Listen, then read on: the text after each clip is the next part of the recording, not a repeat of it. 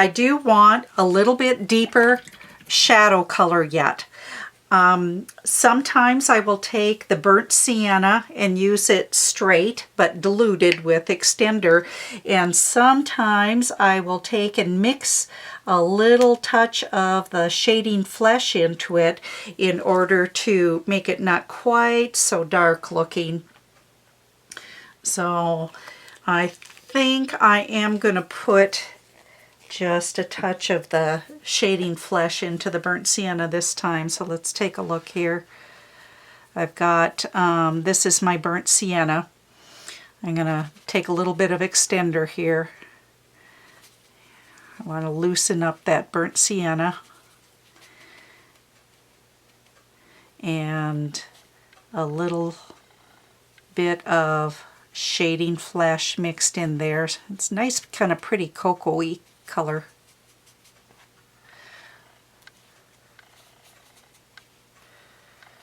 Okay, now because I'm going to work in smaller areas, I'm actually going to switch to my smaller double-ended brush.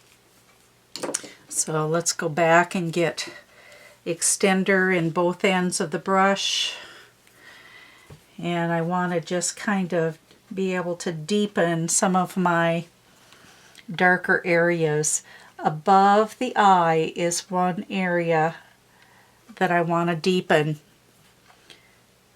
So lay the color down across the top of the line and then soften it, and make sure you kind of soften your starting and stopping points. And I'll get a little bit in some of the wrinkles. You don't have to do every wrinkle. Get kind of a little variety going.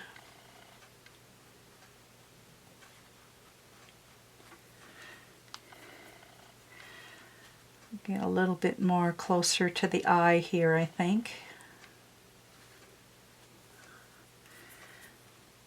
Soften a little bit.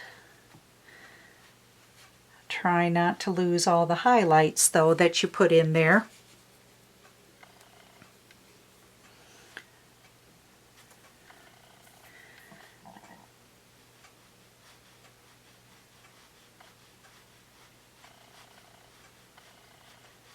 Just kind of soften that away.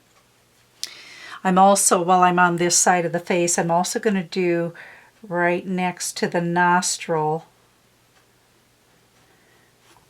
but not come out as far as I did the first time. I'm not going to go down the bridge of the nose with this color. I want to leave that as is. Let's see. I'm going to get, yeah, let's see. I'm going to get my hand out of the way of the camera here, but I want to get the other eye here. Okay. Across the top of the eye.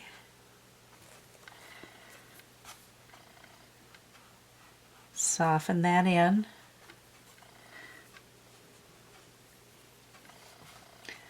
Get some of the wrinkles.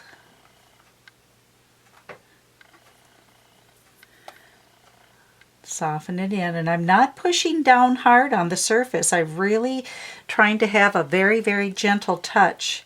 And even if it looks like I'm going quickly, I might be going quickly, but I'm barely touching that surface. I'm not pushing down. And I think that's one of the hardest things to get used to, is trying to have a gentle touch. Get the wrinkle under the eye.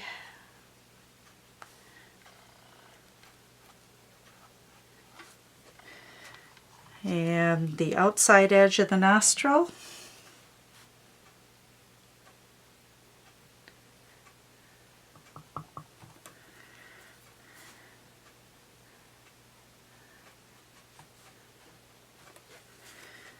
That kind of reshapes the nose. I'm not going to do any more of the wrinkles up in the forehead. I want to leave those as is. You may want to put just a touch up between the eye and the nose here, though. It kind of connects the shadows on top to the shadows under the eye. But don't come down the whole bridge of the nose, because you have kind of a deep crevice right there where the socket is.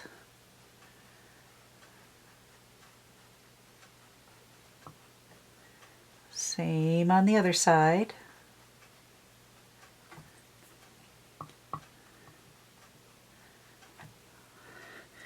And I think I'll leave that alone now. A little bit, let's get under the mouth too. Definitely want to get next to the lip and the mustache, kind of in that corner, and then taper it. Yeah, let's actually pull it under the lip a little further, I think.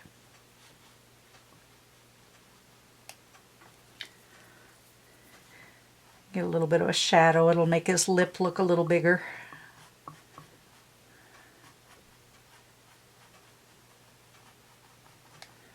Kind of soften that in. And part of that will be camouflaged by the beard hair as we bring that back in. You can either let this dry and come back and do your eyelashes, or if you're pretty confident that the shadows are pretty much the way you want them, you could go ahead and do your eyelashes next.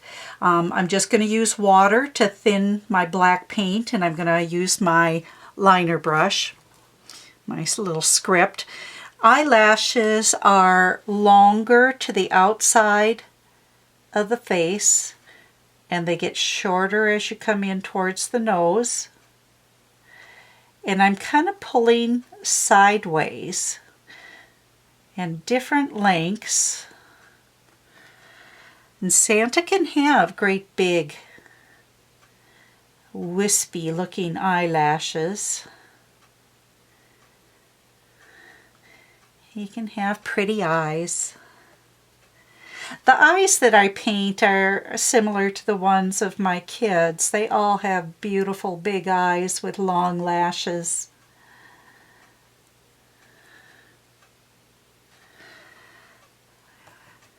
Same on the other side. Now, it's always harder to do one side compared to the other. So turn your piece upside down to do the other eye, and sometimes that feels a little bit easier.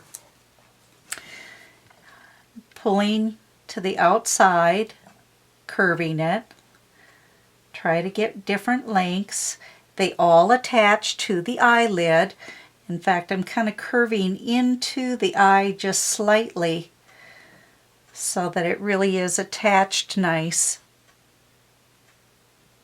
If they don't look like they're attached correctly, you could come back and do like a little black outline like you put eyeliner on them. Okay, let's turn them right side up and take a look. See how close they are. A couple longer ones here. All right, now here's a good thing to show you. I got that one a little bit too long. First thing I'm going to try and do is I'm going to try and just use a wet, clean brush with just water on it to take that line off and see if that works. If that doesn't work, then I'm just going to put a little bit of, I think we had highlight flesh up there. I would put a little bit of that on there, but that seems to be taking it down okay. Take that right off of there. There we go. Okay, now I'm really careful about the ones that I do on the bottom. In fact, you may even want to switch to burnt umber instead of black.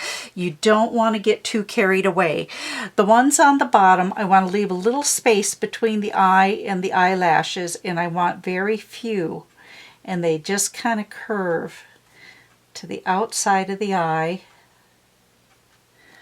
and a little bit shorter than what you would do up above, leaving a little space. In fact, sometimes, and I think I will do this, sometimes I'll come back and add a little bit more highlight,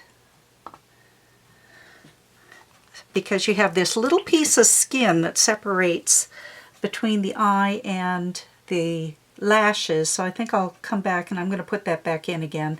Highlight flesh on my liner brush, maybe thin that down just a little bit, and let's go right under the outline of the eye, almost like we're putting a white liner on, but that'll make sure that your lashes are separate from the eye.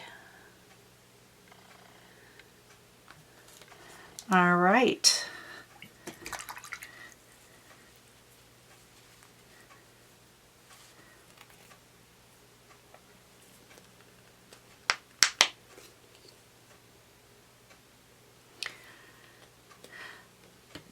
Next, I'm going to add the first lines into the eyebrows, and I'm going to use medium white, and I'm going to thin it down with water, half paint, half water, and I'm actually going to use a 1/4 inch rake brush. Now, I have found that I absolutely love the Dynasty Black Silver rake brushes. They're a little bit stiffer, and so I'm able to get more lines. And I maybe want to even just use the corner. I don't need the whole big brush actually for this part. This is like base coat area right now, but I want skinny lines. Just kind of establish the direction that the hairs are growing, and then I'll be coming back and adding some white lines and some shadows in there afterwards. So this is just kind of like base coating. Now, if I could be using a liner brush also, so if you're more comfortable with a liner brush, you sure can use a liner brush. And just look at the direction that the hairs are going and let that dry. I do think I want to add 2 little bit brighter highlights on the nose, just to really make a couple areas pop out. I'm going to take titanium white, thin it with just a little drop of extender. Using the round end of the brush, I want to kind of get a little dot or highlight right in the top of the tip of the nose here that's a little bit brighter. Flip my brush around, use the blender brush to soften away that outside edge. And if you accidentally just wipe it all off, just go back, try it again. I also want to I'm going to come down from the edge of the nostril and get a little round highlight with the titanium white there as well. In fact, let's just get a little bit more on the tip of the nose there. That'll really help pop it out. And you may or may not need just a little bit on the center of the cheek. This side of the face had a little bit more highlight in it, and so I think I will put just on that one side. Don't pull it out as far as you did the first highlight. Keep it a little bit more in the center. Soften that in. I'm going to work on the beard and the mustache for a little bit next. A couple areas I want to clean up are the mustache. I want to actually use the rake brush, thin my black with a little bit of water. And I want to make sure that I have nice little tips coming in to the skin area here and not just a solid flat black line. So little fuzzy tips kind of catch the top edge of the lip on each side. And then also where I added the flesh under the lip, just some real thin little lines kind of tapering a little higher in the center of the lip area and then kind of tapering a little lower on each side. And then I'll be camouflaging that back in with my white color as well. If you had any areas that got too solid, this is how you could break them up. I'm just going to show you right here, although I didn't really need to do that one. But just take your rake brush with a little bit of black and go ahead and break some of those areas up. Chances are most of those are going to get covered up anyway, and you really don't need to worry about them quite so much. Okay, then for the mustache, I'm going to use the rake brush and medium white and get that first layer in there, just like we did for the main part of the beard. It's just I got to go to the smaller brush of the rake in order to, in fact, let's zoom in just a little bit on the mustache so you can see where I'm working here. There we go. Okay, so thin the paint, half water, and the very, very tips of the brush. Now, in the middle, they kind of come straight down, and then I'm going to start tapering it off to the side, kind of curving it so that they all kind of point towards the nose, and curving the lines as I come out away from the nose. Very gentle touch, don't push down. You want skinny lines, and test this out first on either your palette or a piece of paper. Make sure you got the hang of it. If you don't, you can use a liner brush. It just takes you longer. There's lots of different shapes to mustaches. This one I curled under. Get a little bit more on the top edge there. Try not to fill it in solid. You need to have a little bit of dark showing through in order to get the dimension.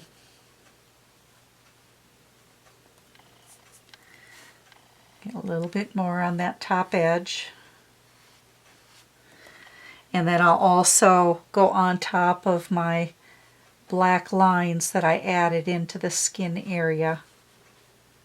Don't worry about the eyeglasses. It's easier to come back and put those back in again after. I'm kind of going through the handle right now.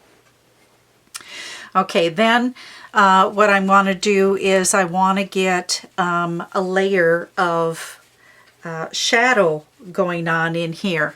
And I usually use the burnt umber. So let's zoom back out.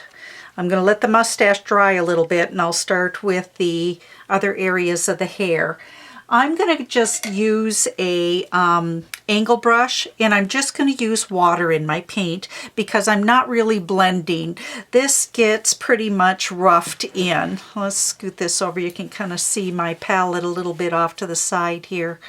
Little touch of burnt umber. I'm making a little bit more of a wash, and I've kind of got it on one corner of the brush, but if it gets across the whole brush, it's really not a big deal. But I want it pretty transparent. Okay, now this is how I can separate like curls. So here I've got a curl here. This one's underneath, so maybe add a little wash of the burnt umber on that one inside this area here. So I can kind of separate one curl from another. Little touch more paint, I think. A little bit more on the corner so it shows up. So when I come across, and instead of just leaving a solid line, I'm actually going to take the chisel edge and kind of chop some of that in a little bit so it's not such a solid line. And I'm not worried that this is not blended well because this all gets covered in with more hair. Okay, I can create separations by pulling lengthwise, so it'll look like there's rows or different layers. Let's get, well, I'm going to want to get under the glasses, I know that, and around the finger. Oh, and I noticed just as I'm doing this, I did not base coat in. There's a little thumb under that one finger that's holding the other end of the glass. I have to remember to get that base coated in. Let's separate some of the curls on the other side. Maybe up near the hat. You just want kind of a variety of color going on in here. Does not need to be perfect by any means. This is a kind of a quick stage to do, and if you don't like it, it's going to get covered up with highlight color after anyway. Let's go under the glasses and just really kind of roughen that in. Let me go up a little higher here so you can see what I'm doing. A little corner load. It's pretty watered down. Going under where the glasses are.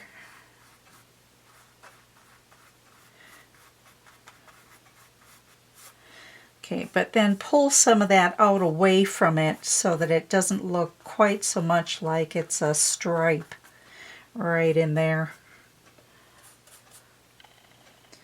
Okay, a little bit more over here. And you can always add more of this back in. I'll probably want to get some inside the eyeglass area too. But I can come back at the end and do even more of this if I need to. Let's break up some of this on top.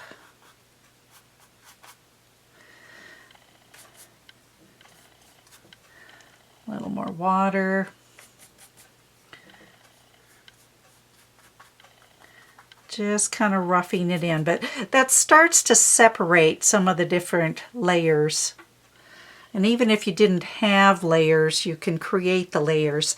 Let's see if the mustache is dry enough. Now I want to put this at the top of the mustache, right under the nose. So in fact the shadow can kind of blend right into the openings of the nostrils. But then kind of chop in or blend that bottom part. And I don't need to come all the way down the outside edge. I just want it more under where the center is, where the nostrils are. A little bit more yet. Nice dark color under there. Maybe a little bit on each side of the mustache where it touches the beard. So that mustache will pop forward after. Okay, I'm also going to want to do the bottom edge of the eyebrows. I'm going to switch to my smaller angle brush, my 3/8 inch angle, and a little corner load of the burnt umber. And I just want to catch a little bit on the bottom edge, just kind of dabbing it in. I don't want a nice smooth float across the bottom. Just kind of dab in across that bottom edge. Get that a little bit darker.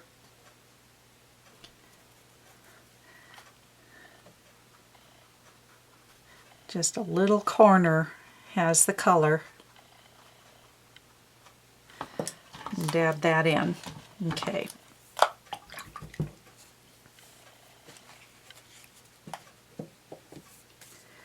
Then I'm ready to go ahead and put some brighter white into the beard and the mustache. Now on the mustache, I'm going to continue using the rake brush, but on the beard I'm going to use my Fandango brush after, show you how to use that. And you could use either one to do, you could switch to a bigger rake brush for the beard too, but I love the Fandango. It's just really a nice brush, especially on a bigger project like this. Okay, now what I want to do is I want to thin the paint, half water, for the mustache. The trick is to get enough color that you got nice color that shows up, but thin enough that you get a skinny line. And I do like to turn this upside down in order to get the mustache, because I pull from the bottom tips up. So let's zoom in to see that mustache a little better. Okay. And I may even have to come back with a little bit of a liner brush but I want the tips to be a little bit brighter white. Kind of taper it as I pull up.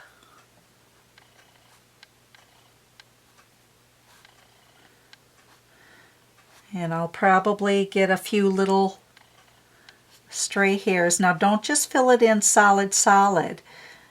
Even though it's a white mustache, you have to have those darker colors in order for the dimension of it to show up. You can use just the corner of the brush if you need to get into smaller areas.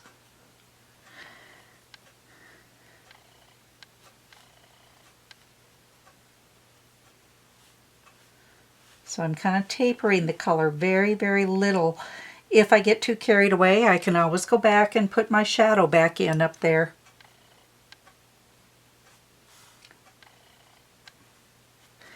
Alright, so then I've got the rake brush with the little hairs, and I am going to go ahead and switch to my liner brush, just get a few little bit thicker, more pronounced hairs on the tips in order for this to show up a little bit more.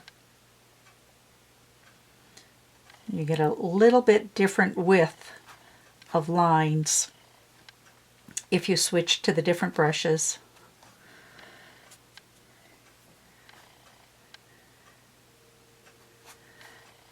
Just a few, trying to keep it more on the very tip. I did thin the paint, but I've got quite a bit on the brush.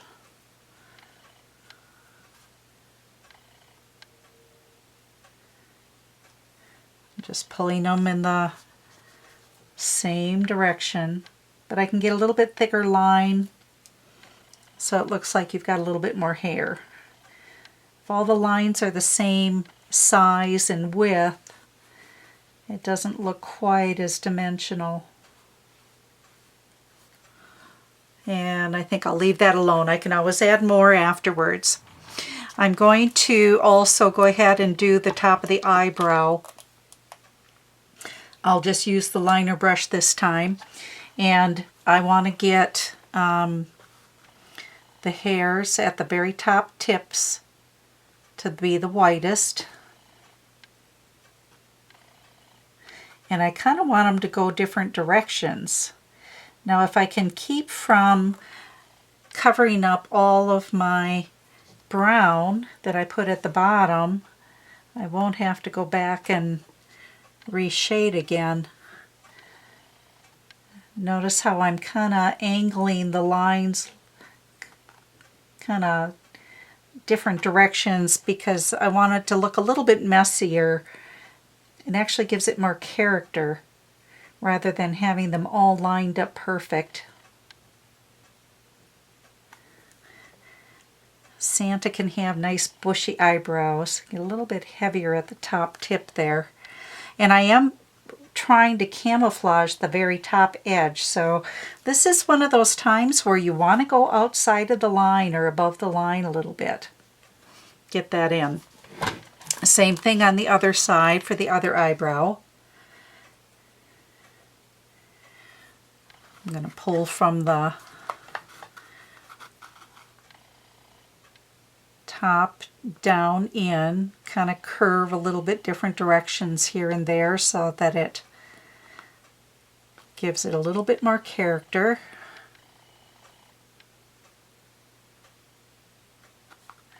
Nice and bushy.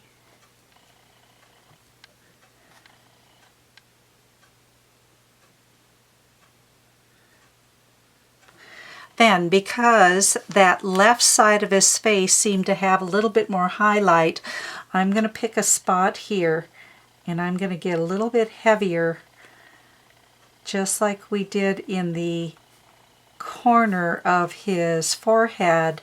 I want to add a little bit more of the white in the eyebrow in that corner.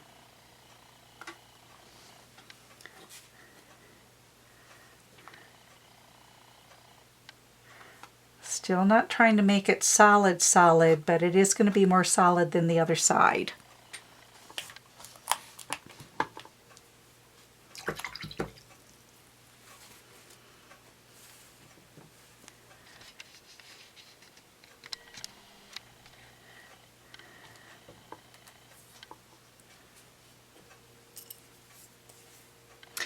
going to start with the hairs on the sides of the face, and I'm going to show you with the Fandango brush how to do that.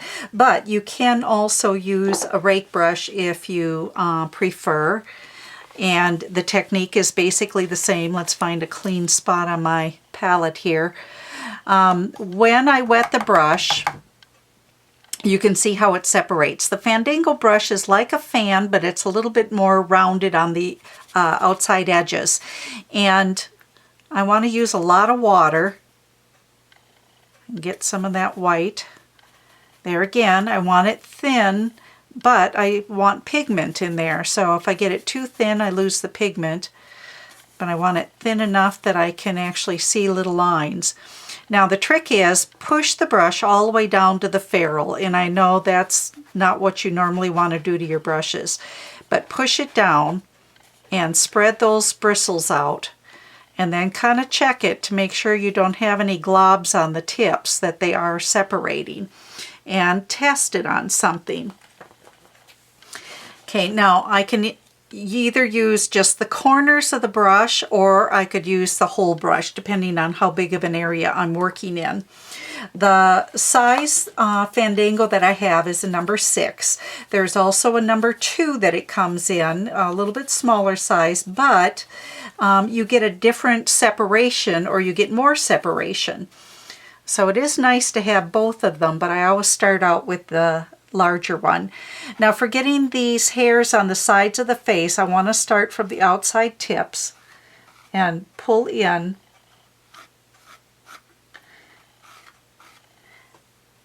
and light touch. Try not to fill it in solid. I don't have to go all the way from one end to the other. I can catch the little curly tips and then come back and bring it up higher if I need to. And then pull on down. Let's do the same on the other side. And see, I don't have it filled in solid. I still want to be able to see a little bit of all the different colors in there. And let's get the little curlies. I'll still come back after and attach it better into the face. This is almost just like another little kind of base coat. And then I'm going to come back again and actually highlight and create some lighter areas. I'm trying not to undo all of my shadows. So this is just kind of a light touch. And then I'm going to go ahead and get on the rest of the beard now as well. So really thinning that paint down, half paint, half water, reload often, push all the way down into the palette as you reload it, and I'm pushing it right in the puddle of the paint so that I'm kind of picking paint up at the same time that I'm spreading those bristles out. Light touch. You just want a few hairs now with this. You'll have a little skinnier lines than what you did with your wave brush. Just kind of going back and reestablishing the shapes. I don't want to lose all my shadows, so just a light touch, light layer. It's not filled in.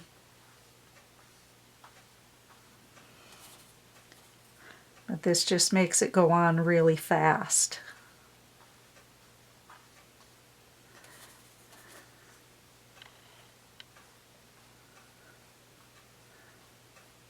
Just some thin lines.